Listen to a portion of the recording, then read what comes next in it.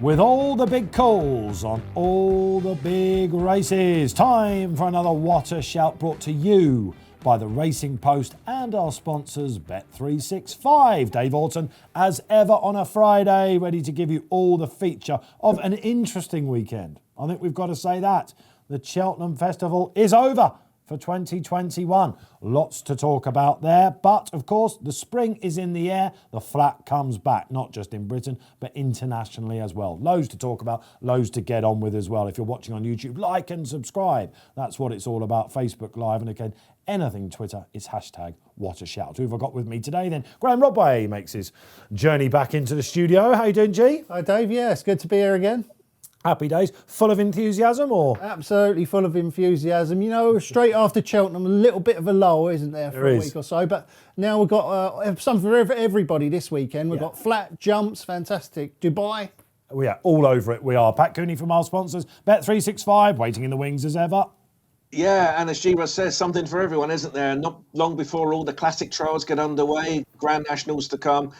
Spring is in the air. The clocks change, don't they, over the weekend? So a lot to look forward to. Brilliant stuff. And who have we got on for you? Yeah, we've got another massive guest for you. It's fair to say he's rather hot at the moment. Jockey Aidan Coleman joins us from Newbury, would you believe? There he is, Aiden. Welcome along. Hi, everybody. All well? It's been rather a good 2021 for you, Aiden, hasn't it? And Put the Kettle On was your fifth winner, second time round, of course, for this mare in the Champion Chase. What a year you're having, man. Yeah, it's been going great now. 2021 season since the start of lockdown has been, it's been great. Yeah, I won't complain anyway.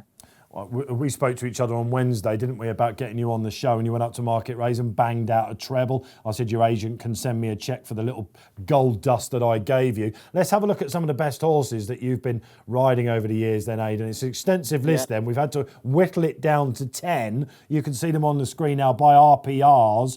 Some great horses there, Aidan. I guess we've got to talk about, obviously, Put the Kettle On, haven't we? Yeah, she's been super, hasn't she? I've ridden her, was it 4 times now? And we're 4 from 4, all on the old course of Cheltenham. And if you're going to be a good 2-mile chaser, and there's one track you want to be effective at, it is the old course of Cheltenham, because that's where the Arkle is run, the Champion Chase. And now she's in the history books for several reasons. Absolutely. And of course, Checkerball Soir, whatever you made of him, she got the better of that tussle. Of course, she absolutely loves. We've got some other favourites on there. Of course, you can see Paisley Park, Epatante, Bouvedere. It's fair to say that Aidan has had some good spins over time. Right, let's get on the show. What have we got coming up for you then? Okay, the hot topic. Wow. Ooh, the drubbing that was the Cheltenham Festival. We'll be getting a line from each of the panellists on exactly why it was such a mauling with all the Irish runners totally dominating. We'll be looking at the racing clues. That's going to be extensive for you. Exactly what did the panellists take out of the Cheltenham Festival, getting Aidan's thoughts on his rides there and how some of the rides indeed races rode. Of course, we'll be looking at the big race previews for you. Plenty coming your way. Big calls and the naps. If you'd like to join up to our sponsors Bet365, now remains a great time to do so with a referral code. Upon joining, type in SHOUT365. That's up for a minimum deposit for 100 bet credits. Terms and conditions apply. Hot topic time then.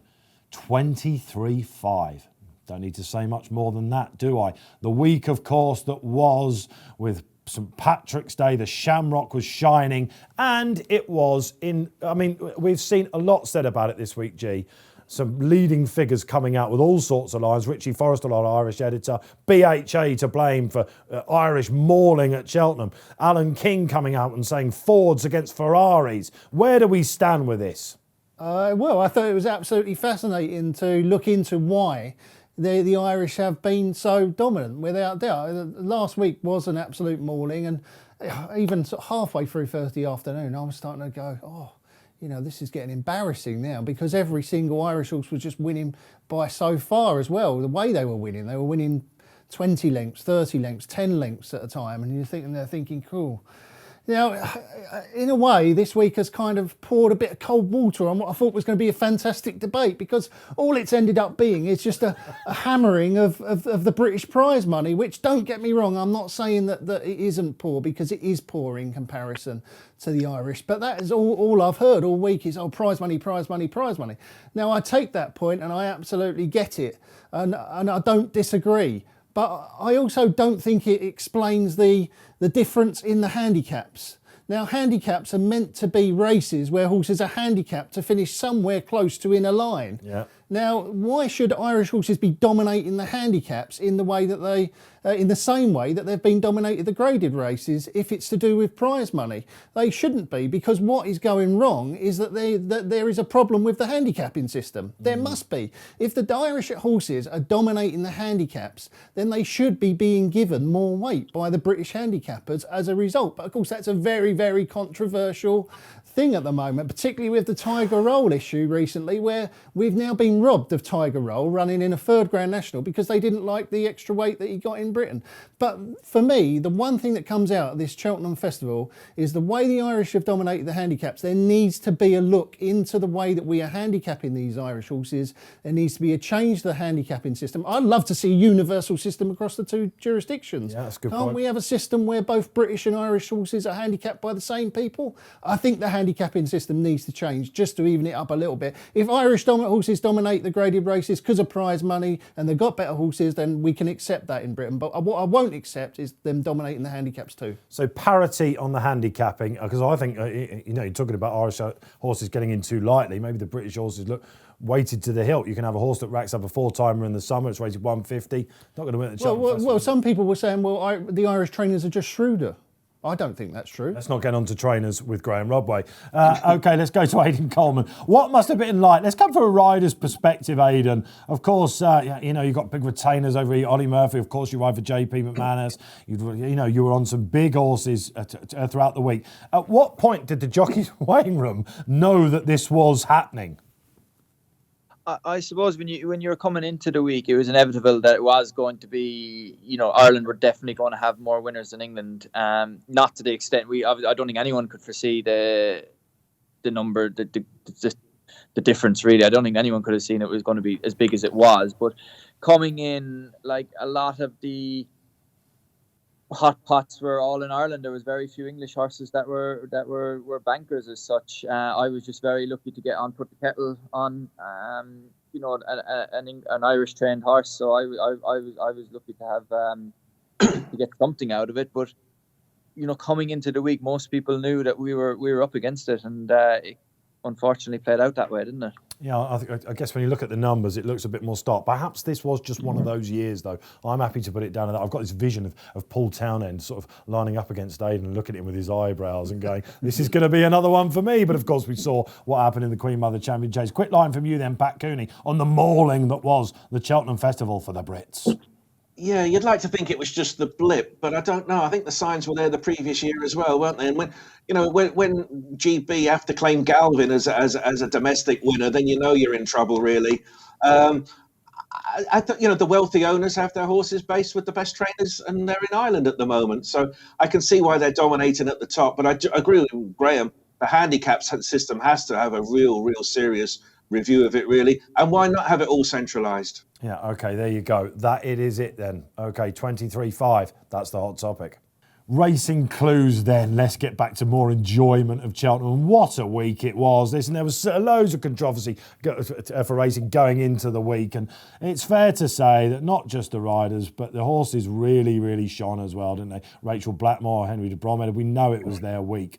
But the horses did the talking and it was thoroughly enjoyable. Obviously, Aidan, I want to come to you. We know about the Queen Mother Champion Chase. That must be lovely to just notch up for you, that race, mustn't it? Is that one you dream of winning when you're a youngster?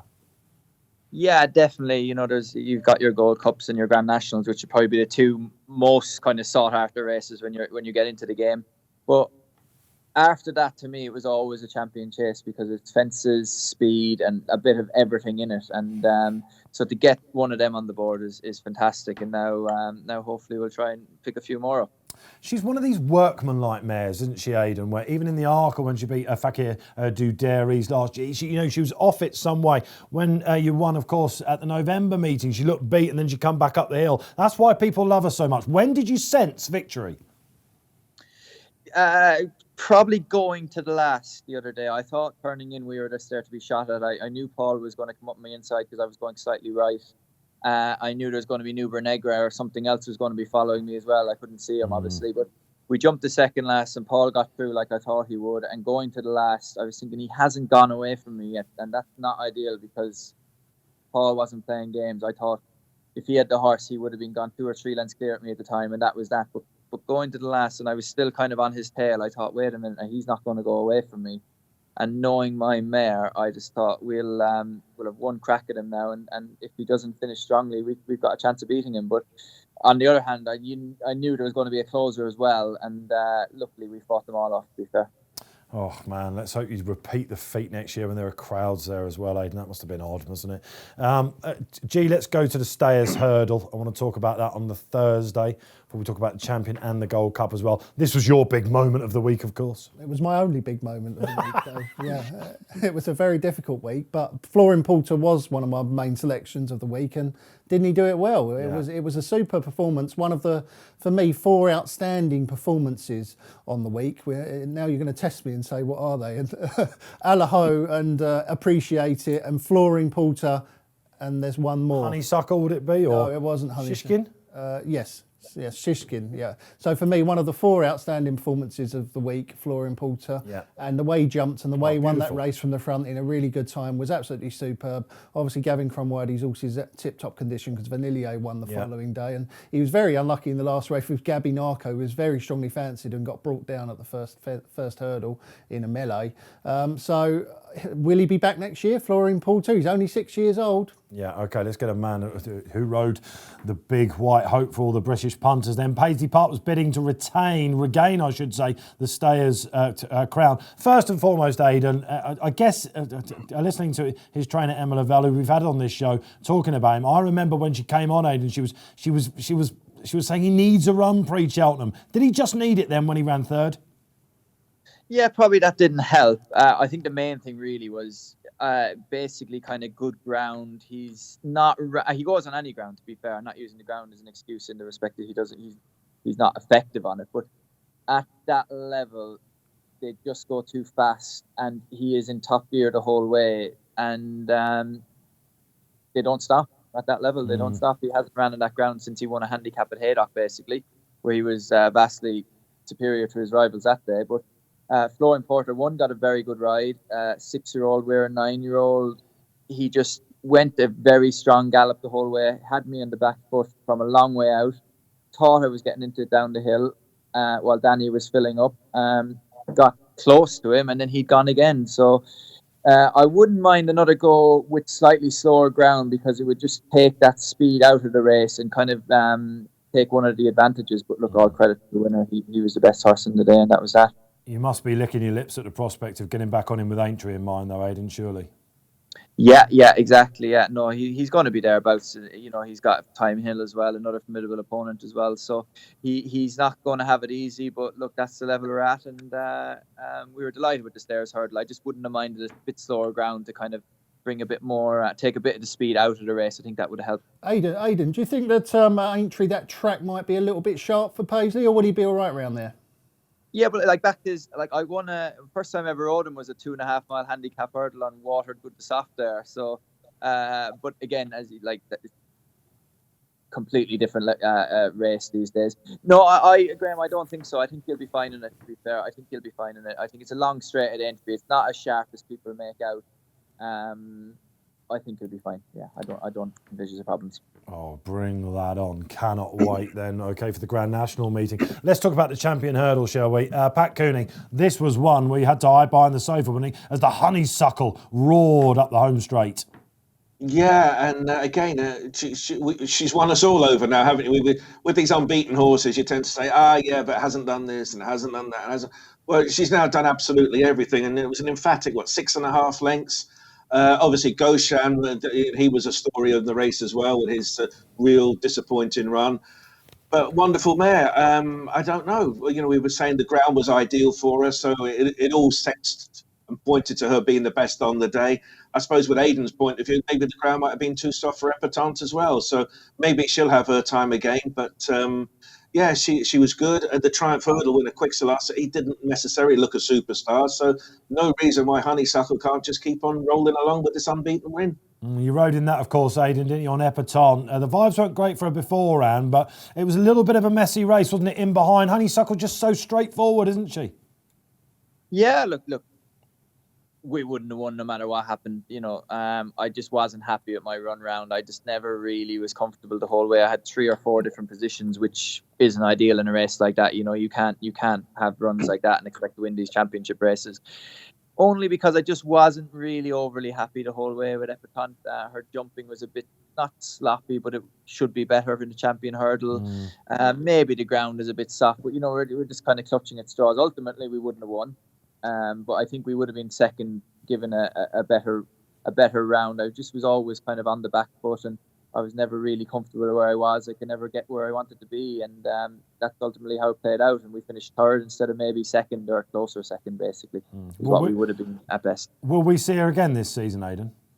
I don't know, to be honest. I don't know. I haven't heard. It'd be nice, but I haven't heard. That's up to the firm, of course. You did ride in the Gold Cup as well. We'll talk about the 1, 2, 3. The trifecta, I think that a lot of people were expecting, maybe not in that order, because both of the Henderson horses, of course, pulled up. Champ, we could see early doors he wasn't going. You had the ride again on Santini, which a lot of people, Aidan, thought, you know, this would be his day again. Rough race, strong stayer. Is it all in his head, this chap? We want to hear from the guy that probably knows best.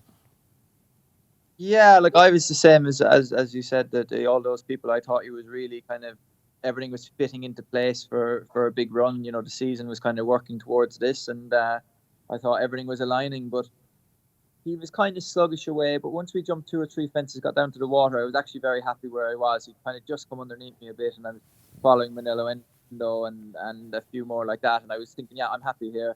And then 2 fences later, he walked through the ditch, and that was it. Right. Game over. Yeah. Game over. You've got to get into that rhythm in a Gold Cup, Aidan, haven't you? Gee, you know, go back to December, everyone had Manillo Endo at the top of their list, but we saw, of course, what happened in the Savills, and it was just about it just shows you, doesn't it, a lesson here for all of us, which is really difficult to do when you've got, you know, sexier horses, if you like, coming in. Aplutard, of course, Album Photo going for a third one, to forgive a horse, really. Some great training there.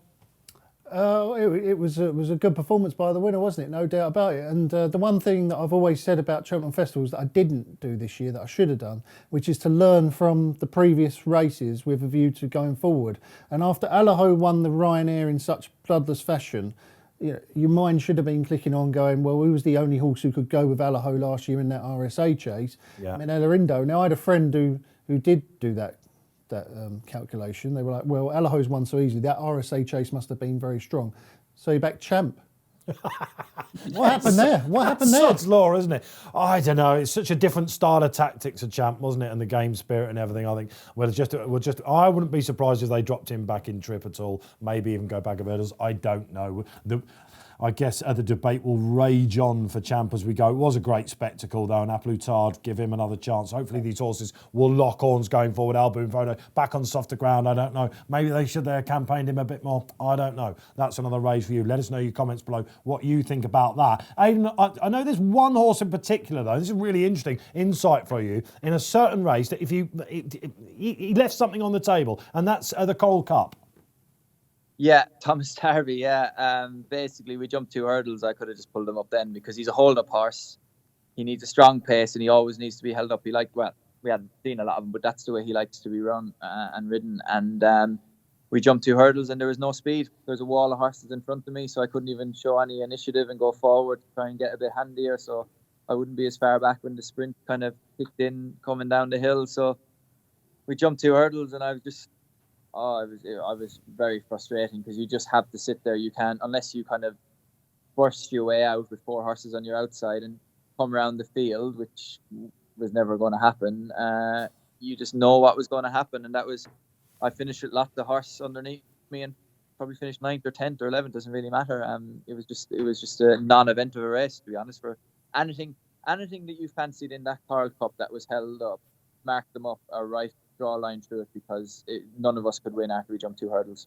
Heaven help us, of course, for the Hennessy's just going on under Richie Condon and making it. I bet there was some chat in that race, wasn't there? OK, there are your Cheltenham clues. Let us know any eye catchers. We'd love to get your feedback. Cheltenham Festival, done and dusted. OK, let's go over to Dubai and Meydan for the Dubai World Cup meeting. God, this was a real will they, won't they meeting last year with coronavirus when the pandemic hit. Some European horses went out. Remember Sir Michael Stout sent the team over. They all had to come back, but they are back. And now we know it's that time of year, basically, where you've just gone out for Cheltenham and you're thinking, what am I going to do here? If you've not been watching it during the winter, loads of help here at the Racing Post. And our doyen of the Meydan Sand Dunes is Ron Wood, and he's given us a 3 in order for you. And his spotlights, do check them out. They're extensive as ever. And he naps in the World Cup itself at 4:50. The race we'll be looking at in just a second for you. Mystic Guy, the American Raider, a relentless galloper, Ron calls him, and he thinks off the home turn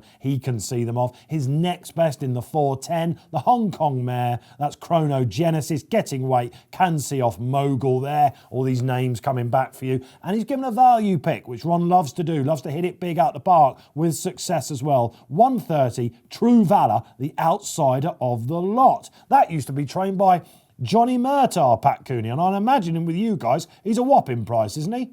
Yeah, he's actually the rank outsider of the party at the moment, but I see a degree of wisdom in the selection as a value price. You look at his connections, Graham Motion, an English trainer, but he did win the Kentucky Derby, and the great Joel Rosario, one of the best riders in America, who's had success coming over to these parts as well. So you've got a good trainer, a good jockey.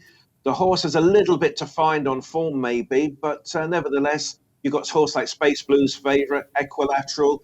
They head the market. Space Blues, of course, is a very good horse.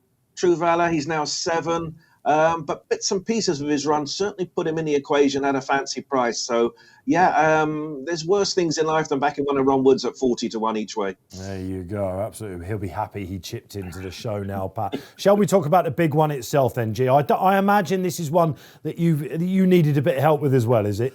Yeah, this is not my strong point, dirt racing. I think we've got 4 of the top 6 in the market are American trained, so at least we've got a few big guns over there.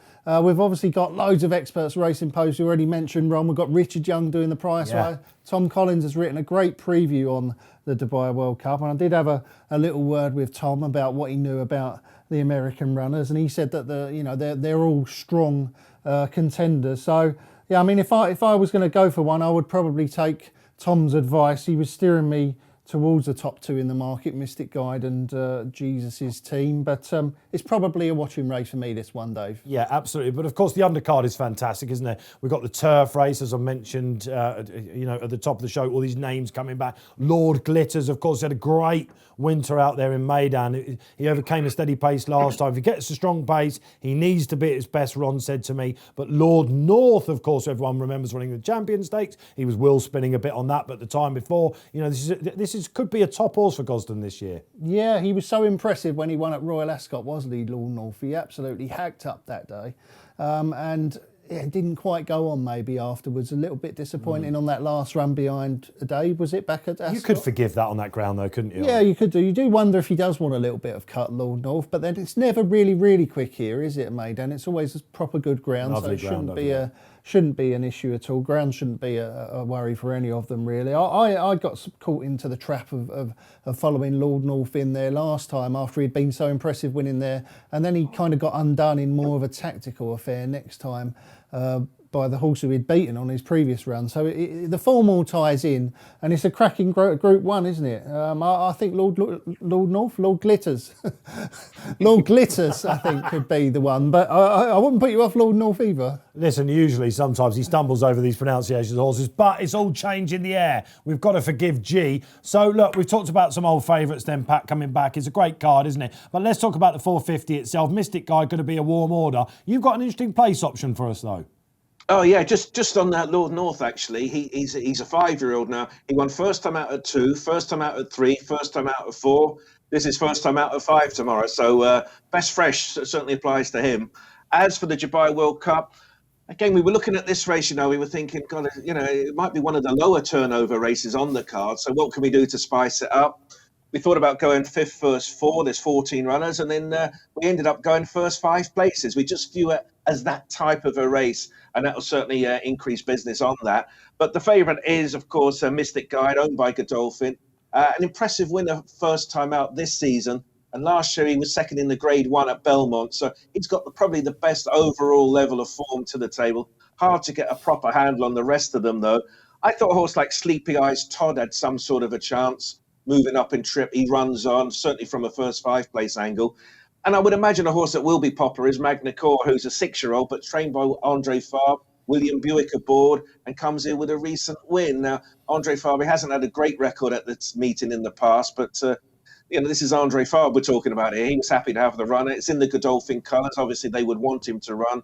Still 12, no bargain really, but I would imagine he's going to be a popular horse each way at the first 5 places. But the form book would indicate Mystic Guide as being the one to beat for sure. Yeah, I'm a Mystic Guide fan. I think it will be a 1-2 as well. I think Magny Calls will spoil the American party and get up there for Godolphin as well. And those 5 places are going to draw me in. Delighted to say we swing across to Kempton now. All-weather racing is back, having had a 6-day break this week. Starved of action you were, but with All-Weather Championships Day next Friday, we're getting hot again, aren't we? And this is a great handicap. And I guess, G, we have to mention with the top 2 in the market being in those famous colours of Hamdan Al Maktoum, what a sad week this has been. Great man, a titan of the game, I think we can say that. We've all got great memories of his horses, the man himself. I bumped into him a couple of times. He was a very difficult man to get near to, as you might imagine. But he struck me as a kind and gracious chap. Nayef was always one that I fell for back in the days. You've got Deja, haven't you, and Nash one, a bit before our time, no doubt.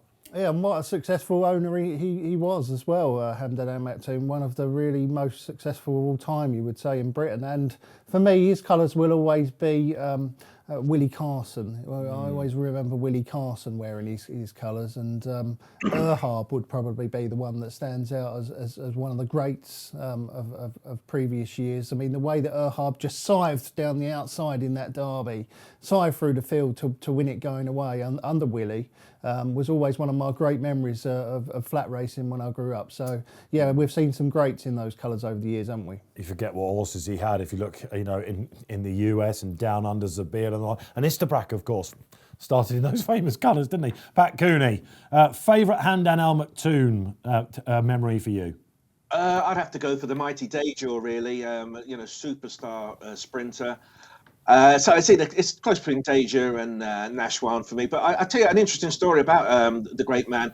We sponsored the Bet365 Wood Ditton Stakes at Newmarket, and he actually won the race with a 25-1 chance called Sewa of Owen Burrows. And I was there and I was ready to present the trophy, and they said to me, "Oh, he won't come up. He only comes up for the group wins. So don't be expecting him to come up. Expect Owen Burrows to collect it on his behalf." And as he's in the winners' enclosure, he just nods at me, and then he said, "And the winning owner, Hamdan Al Maktoum." And of course, he walks up, and I'm having a chat with him, and we gave him the trophy. And after the race, he hung around with me, and I was asking him about the breeding, and we spoke for about 20 minutes, just talking about horses and breeding. And then I thought, wow, he's won the Wood Ditton, but he's quite happy to talk about horses in general to someone like me. So great deal of respect for him, and that was a real nice moment. He's being modest there, Pat, but there's not many people that he wouldn't have given a trophy to, is there, over the years? There's some great memoirs out there, Pat. Going back to the Rosebery, Pat, then he's got the top 2 in the market. It's the Haggis favourite I like. Al Zakaran, is it, or whatever his name is? I think he's got an absolutely cracking chance. What price is he at the moment? Yeah, he's 6-4, Dave, and he does. I was on an interview on another station, and William Haggis was the guest on before me, so I was listening to the conversation. And honestly, you listen to William Haggis. I had to check what this horse race rating was. It is at 95. Certainly, Mr. Haggis was talking like he's a 100 horse in the making. So he has that, dare I say, group horse in the handicap profile, as does the second favourite, Al Migwar of John and Thady Gosden. He's at 11-4, but you get the feeling the bandwagon's going to roll with this William Haggis horse. He's 6-4, and I'm sure he'll be a very warm order. Really is all changed, isn't it? John and Thady Gosden as well. This is something big. They're going to want to get off to a flyer here. Who's your pick in the Rosebery? Yeah, I think you're right. They will want to win it, won't they? Have a good weekend to kick off with a flyer. But I do agree with you and Pat. I think that the favourite here, Al Zarakhan does look like a potential group horse in a handicap for William Haggett. 10s on me to pronounce that better than you, and you've trumped me. I'm not looking forward to the weekend now. I've got that feeling about me. It's going downhill from here for you, Dave. Yeah, no, I just think the favourite will win, Al Zarakhan. Okay, yeah, absolutely. This is nap time then, I get the feeling, from the panel. Let's go up to the Town Moor then, shall we? Delighted to say that the Lincoln is back. And it's fair to say, after a couple of doldrum years, this is a hot handicap again. You just have to look at the last two winners. Of course, 2019, the last time it was run, Auxerre, Charlie Appleby, Godolphin, hosed up, landed a big gamble. 2018, who won it? Was this the best winner of all time? Adabe, of course, and he beat Lord Glitters into second. Both of these horses, crazy this, are favourites for Group 1 abroad on the same day. Adabe, the Ramvit Stakes, of course, in Australia overnight. And believe it or not, Lord Glitters turns up in the turf at Maidan. Remarkable race that was. Makes you think about the third Mitcham Swagger, doesn't it? Yeah. That's old Mitcham Swagger. Have we got one in here? We may do. However, fairly short, isn't he? Eastern World. Yeah. Is he half-brother to the dual Dubai World Cup winner, Thunder Snow? So obviously bred to be a good deal better than the handicapper, and he won nicely, didn't he, at Maidan? Hard to get a handle on that, though. Yeah, always hard to understand. Was it you were saying that the Dubai has been a fairly decent prep for the race in Yes, I recent think years, 3 of the Dave? last 6 winners have come over from Maidan. Yeah, well, my argument is always like, it's going to be a cold, nippy old day on Doncaster on March afternoon. How are these horses from Dubai gonna like it? It's like when they used to say, "Oh, Arsenal don't like it down in Stoke on a freezing cold night." They still don't. They still don't don't like it in Dubai, do they, if they were playing? But maybe the stats would suggest that they don't mind it, And of course, it is going to be probably nice sunny weather. But I just think at that sort of price, it's got to be worth taking on, hasn't he, Dave? Huge handicap. Yeah, he's too skinny for me. Ticks a lot of boxes, doesn't he? You've got some draw stats for us, because he's in 19, which is stand side, of course. It's usually where the pace lies. The first time this year, we're saying look for the pace in a handicap. It really is all change. But what should we be looking for in the draw? We're in danger of disappearing down one of those rabbit holes here, because I've looked at the draw from all different kinds of angles this week, and generally speaking, including the Spring Mile and the Lincoln, there is not that much in it across the whole of the track over the last 10 years. Right. However, it varies from year to year. Some years it's low, some years it's been high. And the best guide to the draw in the Lincoln in recent years has been what has happened in the Spring Mile. So if it's low in the Spring Mile, it is usually low in the Lincoln. If it's high in the Spring Mile, it has usually been high in the Lincoln. You see the price crashes, don't you, after the Spring Mile, which is the consolation race, Now, of course. why is that happening is what's in my head. Is it because there is genuinely better ground on one side or the other? Now, the overall stats over 10 years would suggest that is not true, that it is fair across the whole course. I reckon that maybe it's just a little bit of up there with the jockeys. Oh, a little bit of herd mentality. Here What we do you go. think, Dave? The jockeys all see them go low in the first race, the Spring Mile. So then when it comes to Lincoln, they all want to be low. You're and then suggesting low they're comes out on lemmings. top. Well, I just think that it's human nature. Yeah, sure. You want to be with the evidence from the first race. More to the point, the pressure is on not to get it wrong, isn't it? Absolutely, and if you've got pure evidence there in the first race, the Spring Mile, then there's nothing wrong with following it. But I just think that there's not a hell of a lot in it across the whole track. I think it is a fair track, and whichever side has got the best horse on will probably go and win it. Yeah. But if you want to play it from a draw perspective, the way to play it is to watch the Spring Mile and then follow that. Okay, so obviously we're pre-Spring Mile. You've got to have a couple of stabs at it. Are you a man that goes for one side, one the other, or do you just totally discard that and go on the horses you think have got cracking chances? Well, the funny thing is about this, just doing the draw there, was I watched every race for the last 10 years, and only once did they split into two distinct groups. Virtually every year they race in one big group in this race. Follow the leader then. Yeah, between sort of middle to high almost. I think one year they went middle to low. But generally speaking, this is going to be one big group down the middle of the track in sort of an arrowhead formation. So again, that may be another reason why there's not a hell of a lot in it across the track with the draw over the last 10 years in the Spring Mile and Lincoln. So I'm not so worried about the draw. I'll just be doing the horses that I think are the best horses in the race, because I think that if they are good enough, they'll go and win. So I've had 2 stabs at it. Grove Ferry. He's been backed. He's been well backed. He ran really well at the track at the end of last year when he was second to Tom for over 7 furlongs. Yep. 7 furlongs isn't his trip. All of his best forms over a mile. He went on to win first time out this year at Lingfield under Ryan Moore in quite a slowly run race. Ryan just dictated it, but I think that was quite a nice prep for him. He's improving. And the other one is good old Kinran. Oh. How many times have we put Kinran up for handicaps like this? And how many times have we gone off sobbing? He's well handicapped though this year, Dave. He's really gone down in the weights. I think he's £5 lower than, I think some of his best mark was like 96. Now he's down to 91. Right. You know, he is in nicely in, and you know he likes this sort of race. Big field, strong pace. It will suit him well. Whether he can win or not, I'm not sure. But an each way play on Kinran at a big price, I think he'll give you a great run for your money. Having knocked you there a little bit for what some people might consider an old rogue, I've put up King Ottica, who is one of these that one day everything will fall perfectly into place for him. If you watch him twice last year, it was on Champions Day in the handicap at Ascot, wrong side, found trouble, leaders didn't come back.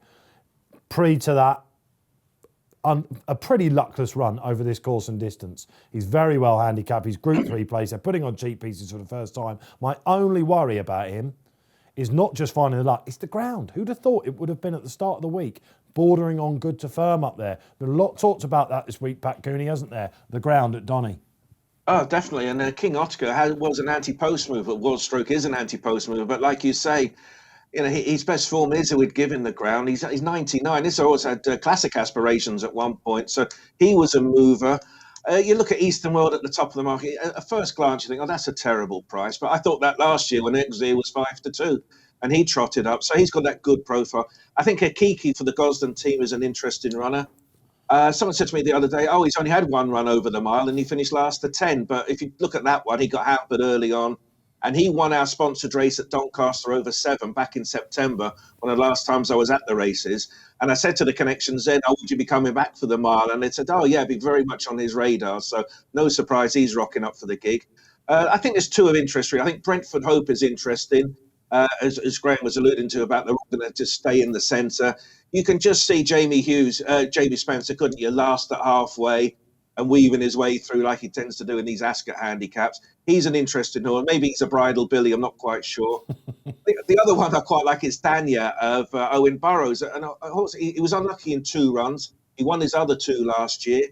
Maybe he's gone under the radar and he sits there at a double-figure price. I'd rather play the likes of Dania and maybe Brentford Hope than the front 2 at their short enough prices. But I can just picture Jamie Spencer, you know, when they change angles, he's still last and cantering. So, yeah, that might be a fun bet to have. Yeah, he's never won this. There's a great piece in the week. I think it was Chris Cook, of course, who debuted on this show a couple of weeks ago, saying I think he's come 2nd, 4th, 3rd, and all that sort of stuff. It's just the sort of race that he wins, though. And there was a lovely Freudian slip there from Pat. Richard Hughes, of course, the trainer. 2 jockeys that like to get there on the bridle. And Hughesy said this horse finds nothing off the bridle. So Brentford Hope, I think you need hope that he's not going to come under pressure. But what an intriguing Lincoln it is. Big call time then. What are we going to come up with? I'm going to start, if you don't mind. When he fell, unbelievable. There was no crowd, but the silence you could hear across Ireland and Britain when Mboylen fell, of course, in the marsh. It takes an absolute worldie to come back from a fall like that. You know, it was a novice fall, wasn't it? First run for Henry, bit keen, all that sort of thing. Jack Kelly said didn't feel like himself. It screamed to me like they were going to go back hurdling. It's just something that I saw. And I was thinking to myself, right, what price for next year's Champion Hurdle? There was talk about him going for a Champion Hurdle after he won the Ballymore, going back and trip. You're screwing up your face a little bit, but wait till you hear the current odds for his 2022 Champion Hurdle bid. Now, this is an absolute flyer, but this is what we do with the big calls. 20-1. I mean, when you're talking about 20-1 to run. 20-1 to run in the Champion Hurdle, yeah. To win it, of course. That's his odds to win it. You want 66 for a run. There's no way he's going to run. Surely he's just going to carry on over fences. I mean, it was just a mishap, wasn't it, Dave? Just an early blip. I mean, some of the greats of the past have all taken a fall in their careers, and I expect that Mboylen will come back. Well, this is the debate that we don't have time for. That was the day, wasn't it, in the marsh that we were going to find out exactly the greatness under the bonnet of Mboylen as a chaser. I'm just putting it out there. I wouldn't be surprised if perhaps that fall knocked his confidence. I've watched it back. It's not a pleasant fall, so I wonder about his confidence, and I can see him running over hurdles next year. That's a great face. Happen, Dave. Well, listen, that's my big call. Listen, that's fine. I knock a lot of your opinions on this show. You're allowed to, of course, knock mine. And hopefully I'm going to be able to bat it back with one of your madcap theories. I have a dislike of standing starts in general, and I saw a couple of these last week at Cheltenham. Generally speaking, the starts were okay, but there are a couple of races where they come flying in, and then they ended up doing the standing start, and I just think some horses can get away quicker than others. I don't know what Aiden thinks, but to my eye, if you've got like a big sort of gangly chasing type, from a standing start, it seems to take him a lot longer to get into his stride than maybe a nippier type of horse. And I can relate to that, being a big guy myself. If I had a standing start with a little guy, the little guy's going to beat me in the first 5 yards. And that can be crucial in a race at Cheltenham. What do you think, Aiden? Yeah, but like standing starts are just there because we didn't get the first start right or the second start right. Now we've got two options. We get two opportunities to jump off properly, but nobody likes them. But there has to be some sort of deterrent for us to not keep galloping at the pace. So if they changed the rules and said, right, we'll just let you have as many goes as you like, you can keep running in and keep running in, and do you think we'd be there all day? Could be, yeah. Yeah, could be. Yeah, and we get suspensions as well. So it's as good as it's going to be, I think, to be honest. I don't necessary think it's evil, he's saying. A necessary evil. I was hoping to bat it back. I absolutely love that response because you were really hoping a jockey was going to come on and agree with you, weren't he? I was. And Aiden's basically gone, it's fine, it's the rules, it's what it is. Have that, Rodway. I didn't get any John Howes coming in agreeing with the grey theory this time. Oh, unbelievable scenes. Pat Cooney, a big call. Yeah, well, it's that time of the year now, isn't it, where people ask you, what's going to win the Grand National? What's going to win the Grand National? We're only 2 weeks away from the great race. No better man to ask than Aidan Coleman. Of course, Aiden has ridden the Grand National winner. Unfortunately, it was Monmouth the year before he actually won it. But I just thought, what would Aiden like to ride, and what is he on course to ride? And would Santini turn up the gig? Well, I think Santini's a long way to go back. He'd be a good spin, I think. I know he made a mistake at Cheltenham, but he'd certainly relish the fences and all that. But I just think the way his season is gone, he wouldn't be going into it probably in the right place. But I wouldn't mind riding in it. He's a class horse in his day, but it's just his season hasn't really kind of gone to plan this year. Look, Clawcap has to be the one. He's prominent ridden. He looks an exceptional jumper, and I can't see why he wouldn't definitely be thereabouts to turning in, and then after that, if he gets home or not. That was a googly, wasn't it, Aiden, turning the Monmouth on the schooling year, basically, before he sprung odds of 100-1. But let's just concentrate on Clawcap a little bit more, because Tom Skoo, he's mad keen on this. He actually said in the post in the week, 4-1 is generous. Let's go to Newbury then. Jump season continues in full swing. Good card here. And the feature race, the Grade 2 Mares Final, a handicap, of course. Really wide open betting this heat, I imagine, Pat Cooney. Yeah, as we speak at the moment, it's 9-2 the field. I'm sure it'll even be 5 the field on the day. Rose of Arcadia for the Tizard team is just narrowly favourite. Marada, Skelton, Misty Whiskey from the Harry Fry, and then it's about 8 or 9 to 1 bar. Been a lively betting market. There's, I think, Misty Whiskey of the main three, probably just about the best backed. And I have to say, she didn't jump at all well when she got beat at Sandown last time, but she hit the first, never got in the rhythm after that. That was on heavy ground. We've got to do our sums on good ground now. Forget all this heavy ground, soft ground form they've been running on.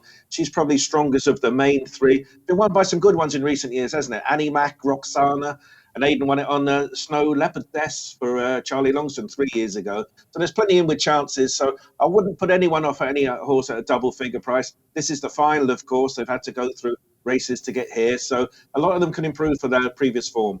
When you're a form student and you analyse races for a living, like I'm lucky enough to do, you do map out at the start of the season which sort of mares you can see coming in. I have to say that Rose of Arcadia, I think it was her second defeat. I thought this is perfect for the Mares Final. She came out and win Canton, didn't she? And she gave that most welcome winner for Team Tizard. The form has worked out really strongly though, G. She beat a horse called Fable that's won her next two for Team Henderson. The third has won as well. I like her a lot. I've looked into to us. It's all heavy ground thus far for the ex-Irish point winner, but she's by Arcadio. His stats go flying when you get on good ground and good to firm as well. She will do for me. I just think she'll be bang there. Marker 120 looks a gimme to me. I liked her big gangly thing when I looked at her. I thought it still looked like she had a bit to learn, and this is a big field handicap, isn't it? So will she know enough mentally to get through the test? I think she's got the ability to, and I just thought the price, she was now short. So Murada was the one that I fancied. She's got a lot of experience, likes good ground, was very impressive when winning at Huntingdon last time. Flew away at the finish from what's called Pavlovsky, who won at Kempton last Saturday. So the form is fairly solid.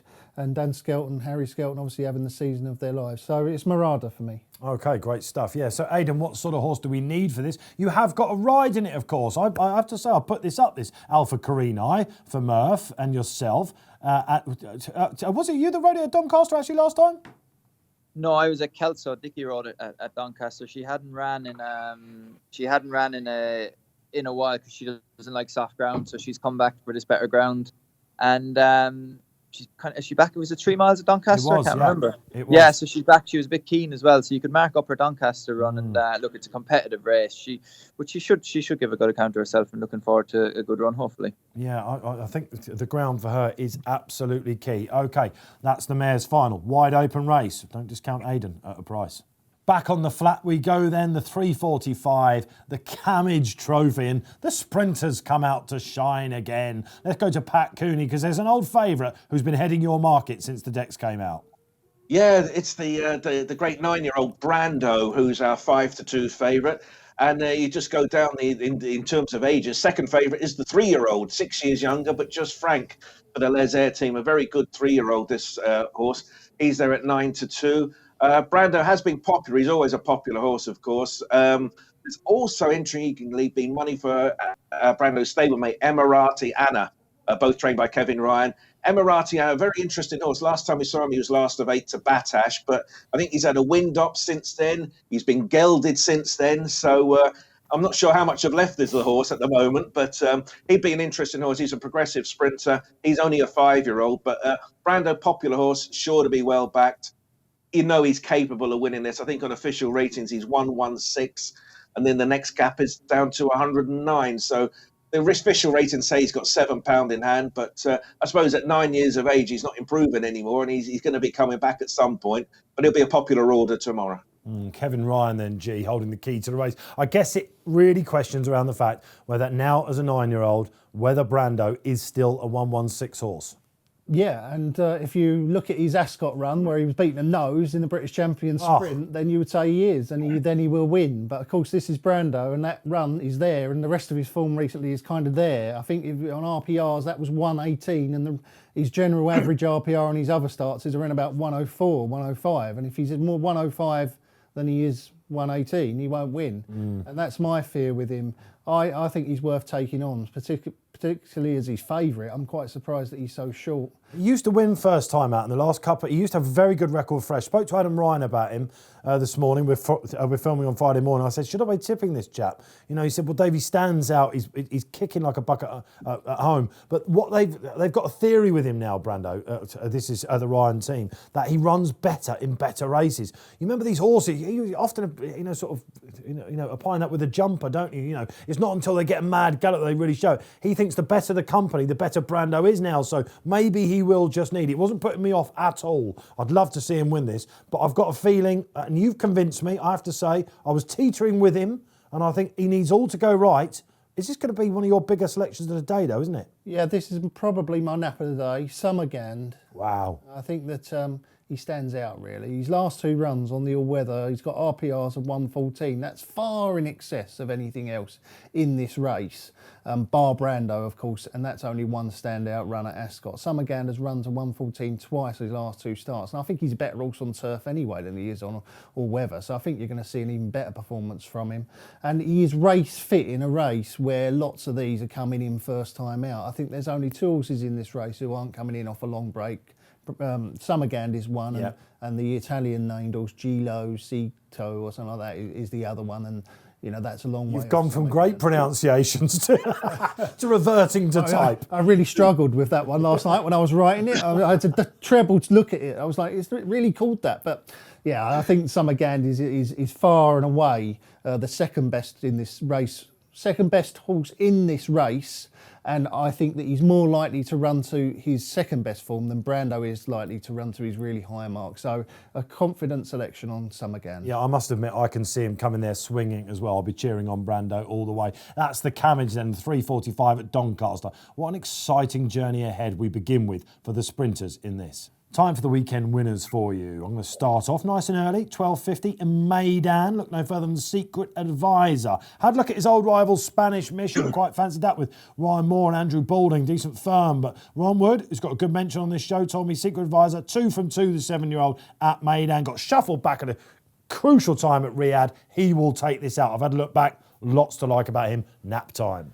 3:45 Doncaster, Summergand. Summergand, of course, in the sprint. Let's go to Pat Cooney to complete the treble. Yeah, off to Kelso on the borders, 2:40 Tommy's Oscar. On the face of it, disappointing running now, Bet365 more battle hurdle. He got hampered at a crucial stage of that race when he was about to settle in and the race was taking shape. Draw a line through that. The race was won by the shunter after all, so maybe he wouldn't have won it, but his previous form puts him bang there. I'm expecting a big run. Tommy's Oscar, 2:40 Kelso. Lovely. Up at the Borders meeting we go again. And Aidan, you've given a good nod to Alpha Carini. I know that there's a couple of horses that have run in the past week and even further beyond that you want to give a nod to. Some really nice youngsters. For let's face it, your retainer with Ollie Murphy's really now starting to blossom. His horses are really on fire. Yeah, they're flying at the moment. Yeah, loads of them running well at all different levels. And importantly, the younger stock, look, they're going to be exciting going forward in the future. Dr. Ken won a couple of days ago at Market Race, and we've always really liked him. He's always kind of up towards the top of the group. And the other one that always kind of did everything right was Go Dante, who won a couple of weeks ago at Wincanton. So between the two of them, they're going on their summer holidays on the back of 2 impressive wins, and they'll be ones to look forward to Novice Hurdles next year. Get your notebooks out or wherever your apps are, all that sort of thing. Aidan's giving you 2 to follow, along with a treble from the panel. Well, that's all we've got time for then this week's What a Shout. Thanks for joining us as ever. It's been an absolute blast. Loads to go through. We've been literally every corner of the globe, haven't we? Thanks to Aiden Coleman for joining us. Aiden, it really has been a good season. Another top-notch win for you. Great. Good luck at Aintree, Paisley Park. Lots to look forward to. Yeah, lots to look forward to. Thank you very much for having me. Absolute pleasure to have Aidan on. Let us know what your favourite Aidan Coleman horse is. Great list of horses we had, didn't we? Love going down memory lane. G, great to have you back. Yeah, good to be back. Let's hope for some winners again. A winner in the Lincoln would be nice, wouldn't it? Pat Cooney, great to have you back, man. Yeah, all good. So much to look forward to. And then just another side issue as well. John Bond, Duvan's brother, runs in the bumper at Newbury at 5:45 tomorrow evening. So, it's onwards and upwards. Great fun. Absolutely. We may still just about be in lockdown, but do not leave the sofa for the racing this weekend. Get your comments in below, as I mentioned to the panellists. Don't forget to download the free must-have Racing Post app. You can do that on the App Store or the Google Play Store itself. Safe gambling. We advocate that very much here on the show. And until next week, enjoy the sport.